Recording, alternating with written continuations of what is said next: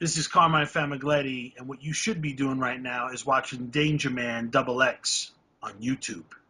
You understand me? DangerMan XX on DangerMan XX on YouTube.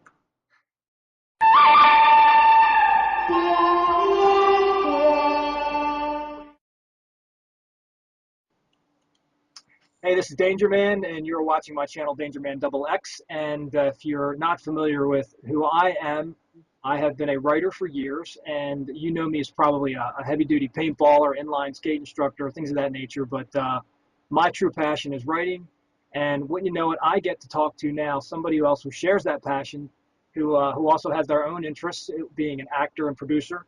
His name is Carmine. You give me the last name, because I was on my blog the other day doing a live broadcast, and I killed your name. So let's go ahead, Carmine. What's it? Look, I'm I got you, man. I got you thrown. It's Famiglietti. Famiglietti. See, I'm good at copycatting. Carmine is the star and the producer, and he also wrote the movie Pounds. That came out what year? 2007, 2008?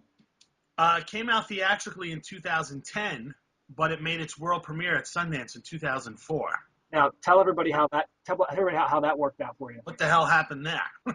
Well, we were fortunate enough to get into Sundance in 2004. Till this day, it was probably my professional highlight. Everything I thought it was going to be.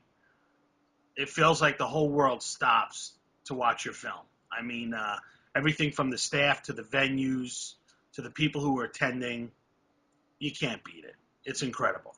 And I had offers that I probably should have taken. Right. That I didn't, and I ended up taking an offer, a different offer, a little later down the road, later in 2004, that ended up tying up the film for about 4.5 years. And then I had to go through something I wish on no one, which was a legal situation to get the rights of the film back. And then we finally did get it back. And this was your own film? Yes. I mean, I had money in this. Friends and family had money in this. Do we tell a story of how that happened, or we just skip over that one for now? Well, the distributor who I was with till this day, I really believe had all the best intentions. I think they did everything they could to get it done. But it just got to a point where that relationship wasn't working anymore. You know, I sincerely have not an ounce of ill will towards them. It just didn't work out. You know, sometimes it doesn't work out. You know, but you know, there are no clean legal battles, so I had my reasons for doing what I did. I'm sure they would, you know, have a strong opinion about how I did it, but sometimes situations arise and you kind of have to do what you have to do. You know, it's funny you say that. I was in my own legal battle recently, so I know what you mean. It's funny, you can go to court, and then once you leave the courthouse, you can leave it all behind you, but it gets ugly up until that point. Yeah. It's not a fun thing. It gets, you know, I've never heard of one that goes smooth. It's nasty. Things get said, and it's hurtful. And, you know, you just try and stay focused on what your goals are. But, you know, we get the film back, and then we had to do some additional fundraising to just do the release. And we had a great release. Part of that release included getting interviewed by you, which was actually one of my favorite interviews during the whole process. Thanks. You were right to the point, very direct interviewer. And it went great. You know, we played in about 7 or 8 cities. And I was really proud of that, Lars, because Pounds was dead. As a film, it was completely dead. And we really were just totally blood and guts and a few bucks, you know, we're able to resurrect it. Now it's on iTunes, it's on Netflix, it played on PBS in the tri-state area. It's on. A question: did you get compensated for that playing on PBS? I know that's a public broadcasting system. It's very little. I mean, so little that it barely covers the costs of preparing the film to play on PBS. Gotcha. But at least you got some sort of props out of it, I'm sure. Oh, PBS, I mean, that's a tremendous honor. I mean, it's something that, you know, I'm very proud of. They show incredible films on there. You know, to be associated with PBS is, you know, it was a big notch in everyone's belt that was involved with the project. So I would have done it for nothing. Carmine, I've encouraged my own subscribers to go on Netflix and watch your movie so that when they see this interview, I've been promoting this on my site, so that this interview, they kind of get a big surprise out of this interview, because as you know, um, So, you're living it. You lost how many pounds to make that movie and the making of the movie? well, when I started, when we started in pre-production, I weighed just about what I weigh right now. I mean, almost to the nose. All right, where are you at? Where are you Uh, I'm happy to say I'm under 4, at? Okay. but over 3. So we'll put it that. We'll put it somewhere. So how many pounds did you lose in the making of the movie? I lost 70 pounds just to show the investors, some investors, that I could do it, and also to prove it to myself. Right. But during the actual production of the movie, 110, 105, 110. Okay. And, uh, it's a shame that I needed a movie to make me feel like that, that was the purpose. Right. That movie gave me the purpose to lose the weight, be motivated. Um, the fact that I haven't been able to consider myself an equal purpose, living a healthy life, is a little disturbing. But the movie gave me, it made me have a structure to my life. I really was, for 2.5 years, was just completely locked in. I, Now, now I during that time that you were filming, did you have somebody working with you, or is this completely everything about the diet and what you had accomplished was on your own? How did that work out? During that time, I was 100% on my own. Look, I knew what I had to eat. I knew when I had to eat it. I did all the common sense things. I cut the sugar. I cut the sodium. I got rid of the late night eating.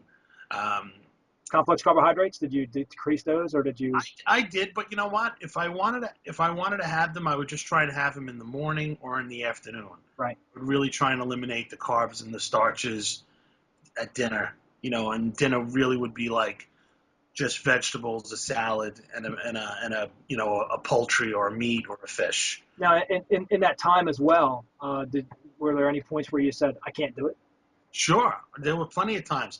That's why it took 2.5 years. I mean, really, you could lose 100 pounds a lot sooner than 2.5 years. Right. Some reason why it took time was because I had some setbacks. In the movie, you're out in the country, you're out in Jabip.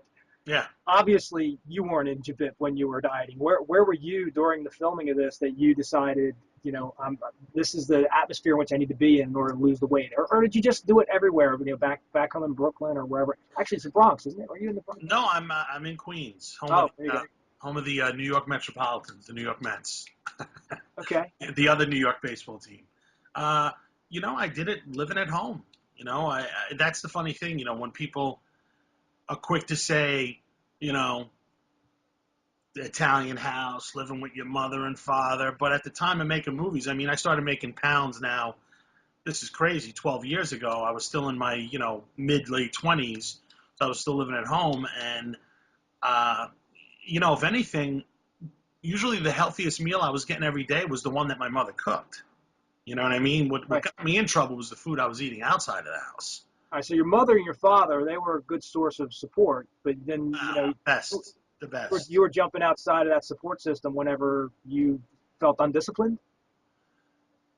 And just plain old lazy, making bad choices. I mean, my no one in my family ever got to the weight I'm at right now. I mean, there are people in my family who have weight issues, but other than a couple of cousins of mine, I blew past everybody. You know what I mean? I mean, being 50 pounds overweight is one thing. Being 150 pounds overweight is a completely different animal. All right. So here's the big questions that I'm sure that the people watching that have grown to love you over the years because of this movie are asking, and that is, you put weight back on, and a lot of it, if not all of it. What Yeah. happened? Why did you not just say, you know what, I can't go back there again? I mean, what happened? It is something I probably ask myself every day is how could I get to this? How could I let this happen? Did How it could do you? slowly? Did it something slowly, and then Yeah, you said, you know what, it I was can't do pretty it today. slow. I'll start tomorrow, and then Well, I had all the weight off by like September of 2003, okay. and I kept most of it off. That's another thing about people with their weight. We almost have like eidetic memories where we literally remember things, what we weighed at parties and events. Right. I keep most of it off. I mean, like a 20-pound fluctuation, let's say, for about close to 3 years. So those first 3 years, things are good. So there's a little bit of a cocky attitude. Right. I started to feel like I had it licked. Right. So those first kind of 30, 40 pounds, You're like, screw it, I can take this 30, 40 back off again if I need to. 2 good months, I'm right back. I But was those still 2 months didn't come, did they? never did, and then plus you kind of like, I still picking up some chicks. The girls still kind of like me. So what? Right. What's the difference between 240 and 200? Big difference, but Yes. I'm cool. I'm all right. And then what happens is if you go through that kind of a click again, another 40-pound click, then that despair kicks in and that depression kicks in, because now you're like, Why bother? I just gained 80 pounds. You know what I mean? So, So, I mean, are you looking for new motivation? Do you think there's something that will motivate you again, or where you? I mean, we were talking in the pregame here that you obviously you work out now. So I mean, you could be doing more. You could be doing worse. I mean, where are you at now in terms of your regimen and what you're doing for yourself? well, just to go backtrack a little bit, a year ago I went down to a weight management facility in North Carolina, and it went fantastic. I went there for 2 months. I lose 60 pounds. Sort of and feeling great, not starving at all. I mean, on a 1,600 calorie diet, by the end of week one, yeah, the first few nights I wanted to knock walls down, but by the end of week one, I was I was having a hard time finishing all the food, because it was the right food, Right. a lot of volume as opposed to empty calories. Eating food to live, not living to eat food. And you find also that those light meals mean a lot more to you than the heavier ones, I think. Without a When doubt. you get into a diet. And it goes great. It goes fantastic. So I go and do that. Sure enough, I come back home. Again, not right away, but over like this last year, I've slowly put that 60 pounds on. So I was halfway back, to having the weight off that I had lost from pounds. I was halfway home. And now I've gained that back. I will say this. Every day I do wake up with good intentions. Every day I wake up wanting to make good choices. Like today was a really good day. Today is the kind of day, that I have to do. It's a lifestyle. You got to do it all the time. Right. Today was a day that started with, the egg whites in the morning, and then a salad with some grilled chicken for lunch, and then even now for dinner I had salmon, like a vegetable medley, Right. a really small baked potato. I was gonna say I was noticing no complex carbs until you mentioned the baked potato with the starches there. Yeah, I did have a baked potato with it. Um, if I ate like that every day, I'd be fine. It's just I can go on these. Binges. I'm an emotional eater. There's no doubt about it. If things are good, I eat. If things are bad, I eat. Um, Look, I just turned 40. I'm definitely starting to feel the pressure. This year, I got diagnosed with diverticulitis, which, for those of you at home that don't know what that is, it's a little disorder with your digestive system, Right. and it could become a real serious problem. So that's the first sign. You know what I mean? That is definitely the first sign of, okay, you're eating too much, you're not healthy. Diverticulitis could turn into diabetes, and that turns into heart disease. In fact, I saw something on TV today about how, um, yeah, our cholesterol and high blood pressure and stress a factor with heart attacks, without a doubt. But they just kept getting back to that sugar. Sugar's the real culprit. The pasta, the rice, Right. the sugar, the sodas. I asked I would like. I'm sorry. I want to get into that.